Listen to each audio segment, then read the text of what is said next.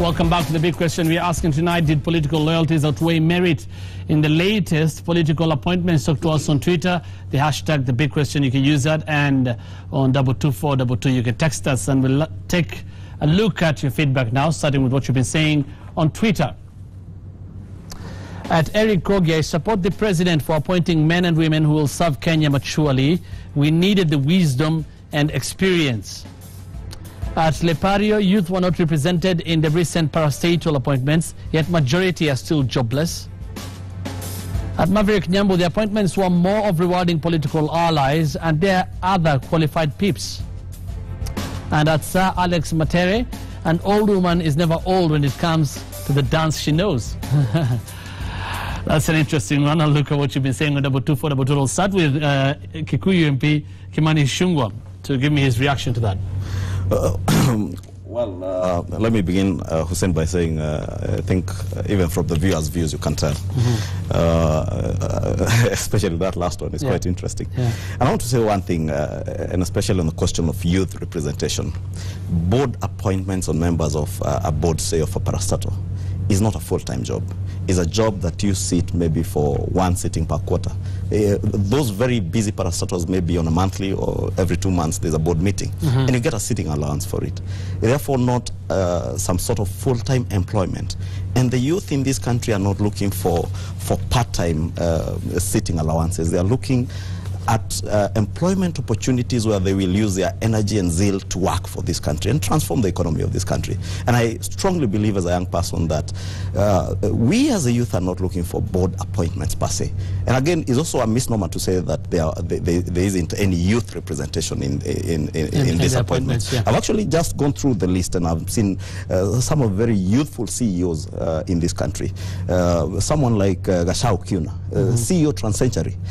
Someone like Dr. Stephen Jiru, who is a former PS, someone like Dr. Wenwa Odinga. Right. These are not very elderly people. Fred Muteti is a young person. He was I think 2 or 3 classes behind me at the university. Okay. And I want to say that the youth are looking for opportunities where they can use their energy to serve this country. Okay, I'll come back. And therefore, board appointments really are not the thing maybe to give to our youth. Okay, Honorable Mbadi. To me, I think the most important thing is for Honorable Ichung'wah and I to ask ourselves, why do we need parastatals or state corporations? This is supposed to enhance service delivery, to make it more efficient, effective, and professional. And boards are actually the advisory organ of any state corporation. And I want to also add that it is the boards that make decisions, including even hiring of the CEOs.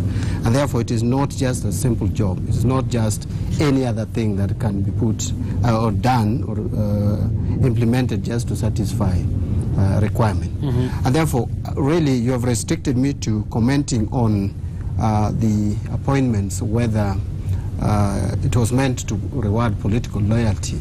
But probably later on, I'll bring in another dimension. Actually, to me, the most fundamental issue that I would ask is whether the promise that the Jubilee government or the Jubilee administration made in 2013 when they took over power, and they told us that they had formed a commission that was chaired by Isaac Awondo, and among the membership was my former colleague Abdi Kadir. And they told us that there were a raft of recommendations that would be developed into a policy, which policy was supposed to be brought into Parliament for ratification. And that policy I expected to result into an omnibus piece of legislation, which therefore would tell us exactly the picture and the objective and where the Jubilee administration wants to take parastatal sector in this country. I realize that before that is even done, or I don't even know where that reached, and now these appointments have been made. But going back to your question, whether the appointments were more or less rewarding political loyalty, I think the evidence there is there. Or was it merited? Or was it merited? To me, the evidence is there for all to see. A lot of the appointments in terms of chairmen and chair ladies or chairpersons of these parastatals, most of them you'll get the names of politicians, some of whom I think this country had even started to forget, like John Koech, Honorable John Koech, I think, was an MP in the 8th Parliament or so. We have Pogisio, who was minister. We have Masden Madoka, who was actually the ADC of the president's father, the late Mzee Jomo Kenyatta here. And we have others like Muzikari Kombo, Spoita Shitanda, Magara. So what I am saying is it cannot be a coincidence that chairs of boards can only be performed effectively by these octogenarian politicians.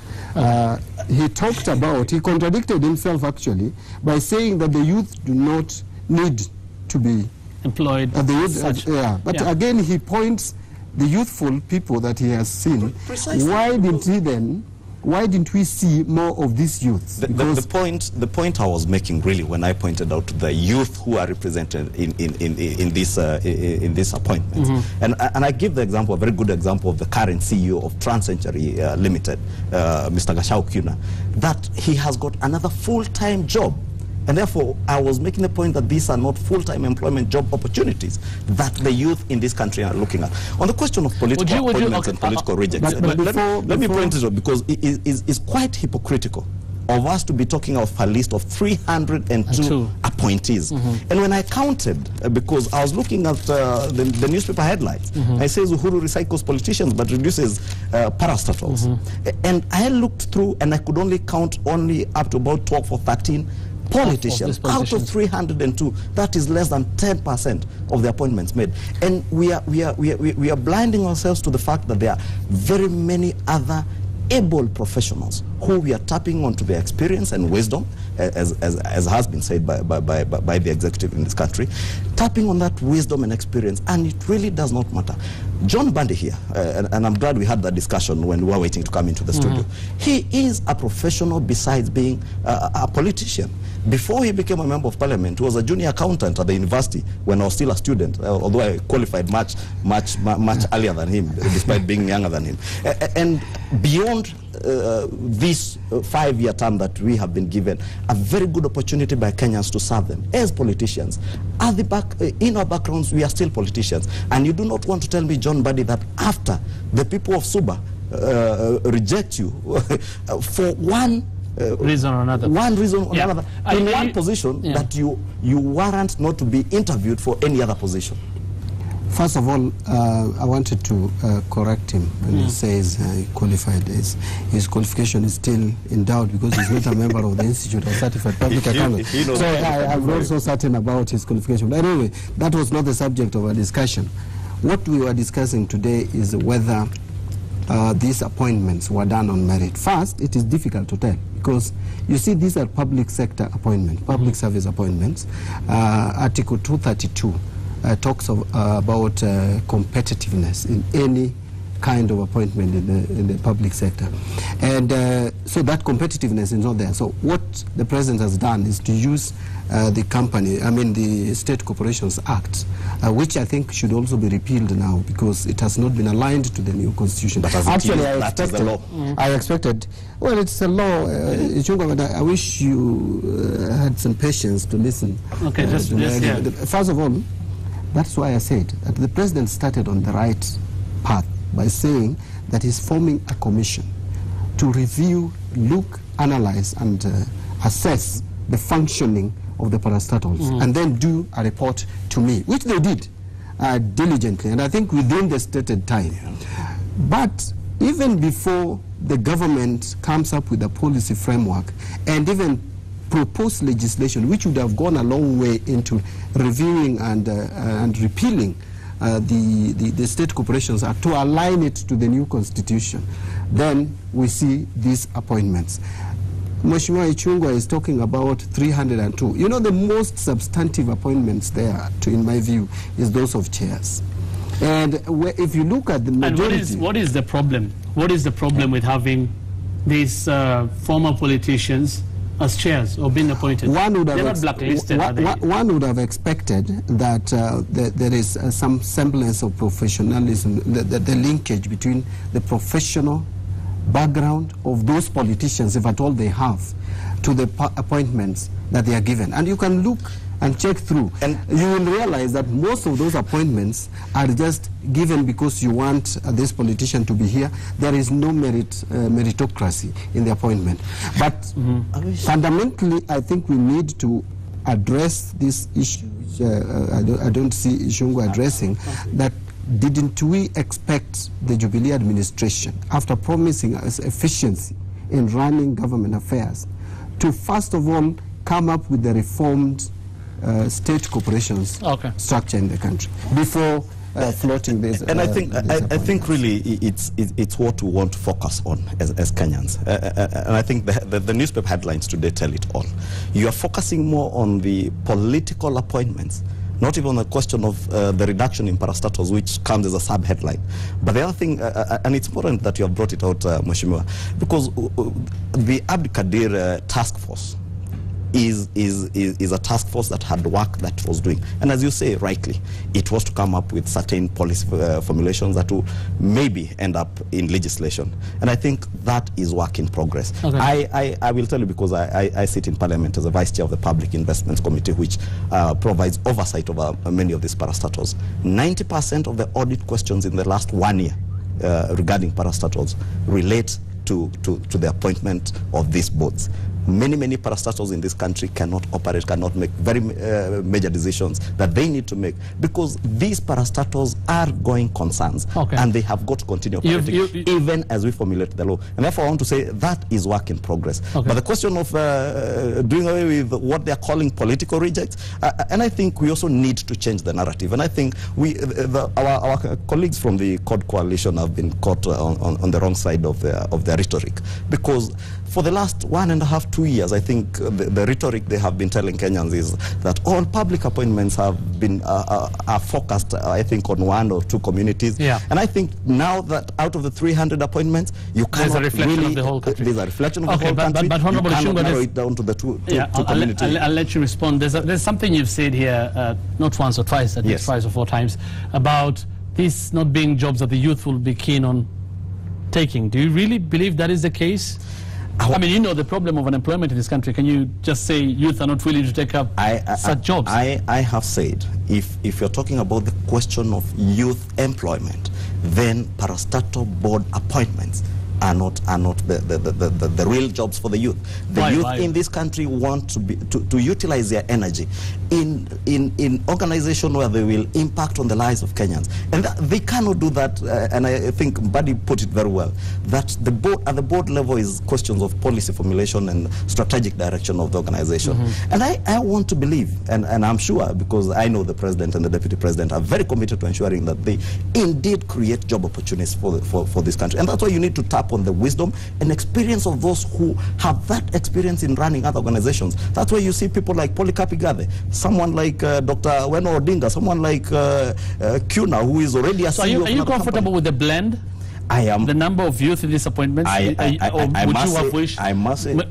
Many, of course, today you've seen, like you've talked about the papers and what the media has been saying, and because what other people have been saying in Kenya, we can see from the feedback, there are a section of Kenyans who are saying we should have more numbers of youth in such positions, not only disregard chairmen, for instance, members of these boards. Do you think the proportion of the appointments we should have had more youth, or are you okay with it? Relatively, if we talk about the youth of being those between the age of 35 to 40, at least I know, out of the 300, I can count up to 30, 40 people who are below the age of 40. And therefore, if you're talking about youth representation in the boards, I think is good enough. But we really need to focus on what is it that this government wants to deliver to the people of Kenya, is to tap onto that experience and wisdom of those who have run organizations to be able to create more job opportunities. You want to make sure that people you appoint to Kenja and Ketrako are able to roll out what we have intended to roll out in terms of provision of power, and to be able to create jobs for the youth. With that, I'll pause here. A text from Kimbutai from Mathare North. He says, if they will be always looking for people with experience, where will the youth get the experience if they're not appointed now?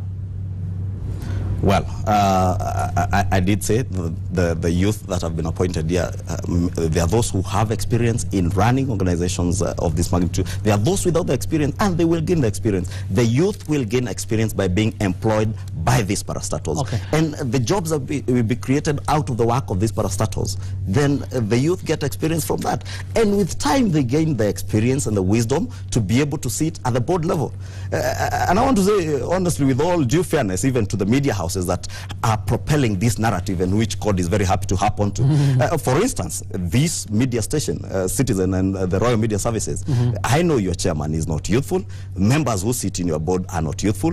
Nation Media Group, Wilfred Kiboro is a retired CEO of the same company. And I think we really need to change the narrative and not inside Kenya. All right, of course, I can't speak for all media houses. Of course. Honorable Mbadi, there is a blend there's a blend of the experience and the youth in these positions. Why do you see that as a problem? First of all, I want to remind Ichung'wah that when we talk of ethnic inclusivity, it's not rhetoric.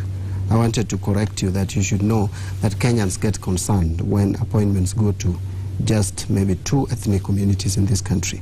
And look at the appointments that your government has made in the past 2.5 years. Before we come here, we are talking about 300. Even if you get to the details of those 300, you'll still see the skewness in terms of appointment. It's there. We have looked at it. I know you will shake your head, but that's the fact. And Kenyans are watching. I would also like to tell you that the youth, this thing is not tokenism. We are not just giving the youth because they should feel represented. There should be a deliberate attempt in this country to incorporate youth in decision making. It is their right. You have mentioned names. I know you keep on mentioning the name of Dr. Wen Odinga. I know for obvious reasons, but for your information, she is not even a youth. If we have to define the youth, so if you are using her, if on merit, yes, I know she's a lady who is so qualified. But when we are talking about the youth, let us be serious and understand that if you are saying that the youth should wait for these people who have been appointed, the elderly, to create jobs for them, how then would you expect those elderly to understand the problems of the youths and run the organizations in a way that is going to help the youth generate jobs? Some of these people have actually failed in their ministries previously. The ones that have managed. Do you expect them to go and run a parastatal and miracles will come out of it and we get jobs? But I will tell you. Let him finish. But I will tell you for a fact, there are things that are not, you cannot defend. They are indefensible. If you look at these appointments and you look back to Moi era, you would think Moi was an angel. Actually, was doing much better job than the so-called digital government. Really, if I were you, Mheshimiwa Ichung'wah, you'd call for a meeting, a PG with the president, and advise him that the way he is going actually has lost the direction. Honorable Mbadi, they've talked about, and actually the statement came from the presidency yesterday, they've talked about a blend of experience and youth. And the people you're calling rejects, those are your words, they don't even number more than 40 out of the 302, more than 20.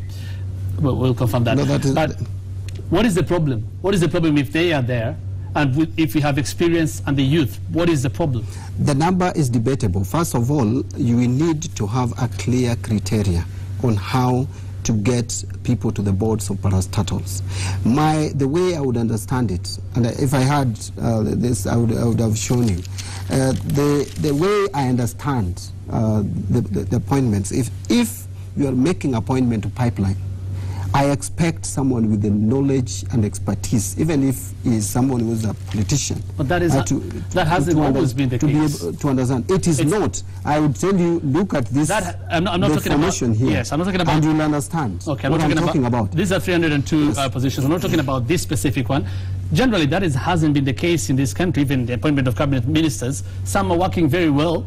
It doesn't necessarily mean they have to have, education background that relates to what they're managing, isn't it? Well, but you should demonstrate to us that these people have had previous cases of exemplary service delivery to the country. I would give you a very clear example, and with all due respect, I don't want to mention that particular individual, but there is someone who was a minister in the previous government who actually caused a lot of problems in a parastatal that I am aware of. And we even brought a report in Parliament indicting him for making appointments without following the law. Parliament indicted such a minister. Now you make that minister the chairman of the parastatal, giving him the responsibility to be the one to source for the CEO and to be responsible for policy formulation of the parastatal. Where are you taking us? I think we are being dishonest when you say that the chairman is one who will source for the CEO, because we but he's going to chair the board. CEOs and management of these parastatals. But the chairman is the chairman of the board. Yes. And the CEOs of state corporations are employed by the board. And the board will be chaired by the chairman. So if you get a wrong chairman, then you're likely not to get it right. I think, John Mbadi, you are just being dishonest because there's no dishonesty. When you say the chairman is chairing the board, he does not handpick who will be the CEO or any other person who sits in management of that parastatal. We know, and you have seen it. These are competitively sought positions. They are advertised in the newspapers, and any Kenyan, be it those youthful ones, be those who are relatively experienced, like yourself and myself, are at liberty to apply. And I think really the other dishonesty I also say is in the sense of saying, you know what the law provides under the State Corporations Act in terms of who and how you appoint chairmen of state corporations and even those who sit in the board. And there's nothing that the president has done that has broken the law. Two, you've spoken about matching, and I was just looking at the appointments and the Kenya Investments Authority Board. What better person would you, for instance, appoint to that board other than someone like Kikuyu, who is a CEO of an investment company of the State House of Trans-Century, someone who has got international experience. And I speak about Kikuyu because I have known him for many years. And I want to say this, really, the narrative is what they have been selling, that these appointments have just been about two communities. Now that has been killed, they have got nothing new to tell Kenyans. And I think we only need to be honest. The other thing that we have said, if you want to reward political loyalty, who was Dr. Wenwa Odinga loyal to? Was she loyal to Wavinya Ndeti, Kalembe Ndile? Were those people per se Jubilee people? And I want to say, let me finish as I wind up.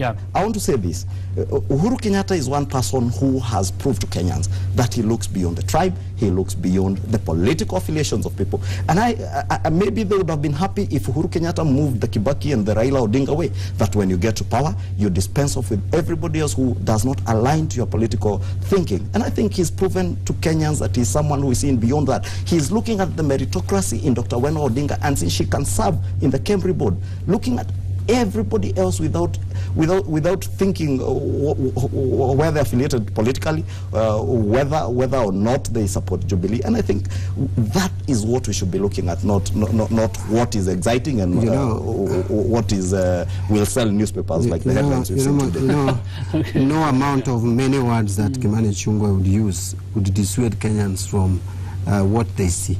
Because let me tell you, since President Uhuru Kenyatta took over leadership, about 24 months or so ago, we have had over 200 appointments, and 48% are from one ethnic community, his ethnic community. That's a plain lie. I want to tell you, it's not a plain lie, it's the statistics. Where are you quoting statistics? We have the statistics. We have it. If I knew that was going to be a subject of debate, I would bring it. Released John Mbadi. They have released statistics that do not portray the position that you want to portray. And I think that's just the Kenya campaign that you. Can I finish mine, even if it is discomforting to you? Then maybe you can get time to respond. I was very quiet when you were speaking, even though you were speaking a lot of untruths. So the point is this. These appointments you are talking about that are now following ethnic. First of all, what we wanted the these president appointments, to do. These specific appointments, you're saying. Even these appointments, if you go to the details, and I've checked quickly in them. But there's representation from. Still, the representation is not equal to ethnic balancing and inclusivity. If I ask you where is the sober in that list, would you point a sober for me? We can't go. Because you see, if we talk about now, you know, it is debatable. It depends on who is looking at exactly. it. So the way I look at it, even that ethnic, but I wanted us to take this discussion a step further, and I asked him a fundamental question. If you're saying it is debatable, then that is the point exactly, isn't it? That you cannot achieve what you're saying. If everybody looks at it through their eyes. No, but I can only look. You see, Kimani Ichung'wah has put his position. And families. Okay. He has put his position. Your final comments. And I put my, okay, fine. Yeah. My final comments would be, first, I expected the president, first, to complete the process that he started, which was a very good process, of downsizing and reducing the numbers of parastatals, which he has not done. You cannot call it work in progress when the term is almost ending. We are going to the third year, and Jubilee administration had only 4.5 years to deliver what it was meant to deliver. Okay. And again, Kimani Ichung'wah talked of some parastatal having been done away with. You can't do away with the parastatal. The president can't do away with the parastatal. The minister can't do away with it. The CS. Any parastatal that is already a state corporation, you can only pass it through the cabinet and bring it to parliament. But it's you who said that. Okay. And you cannot create a parastatal. He did not appoint their board members. Because, and I said, I think we need to be honest. When I said it's work in progress, it's really work in progress. What is this work in progress? The law will be followed to the letter. And I would really challenge you to point out to Kenya where the president has broken listen, what I said is that the current State Corporations Act is not in line with the Constitution, Article 232. And I would invite you to read it. Okay. Therefore, what I expected the president to do before these appointments was to align the State Corporations Act, which is relying on to make these appointments, first to the law. I'm not saying they have been operating without this chairman for this time. Why can't the president take the bold step of asking his CS and the Attorney General to bring the required pieces of legislation to Parliament for approval? Gentlemen, and then now he has a legal framework. You and I know how long that process it can't take long.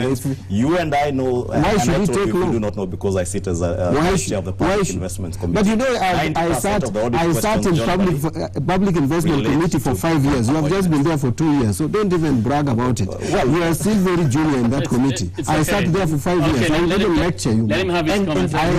You had give him time to respond. I think I was only saying, and really the route he's taking is not the route I would really want to stoop to, because he sat in the Public Investments Committee at a time that they had full board sitting. The last 2.5 years, 2 years, these parastatals have had no boards.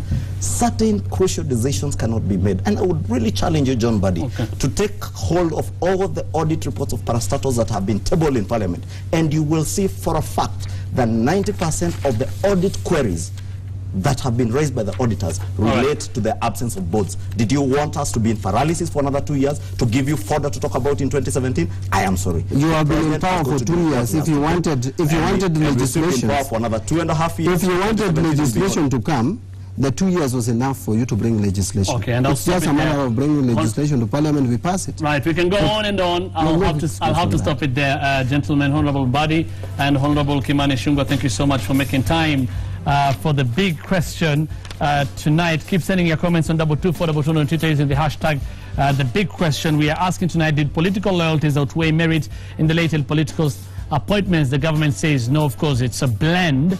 And of course, the government, again, as we know, says this is just the first batch, so there's still a lot more to come. Well, we're going to take a short break now. We'll be back with business news, and of course, stay tuned for what has been trending in social media that may not necessarily have made news in the mainstream media. Stay tuned.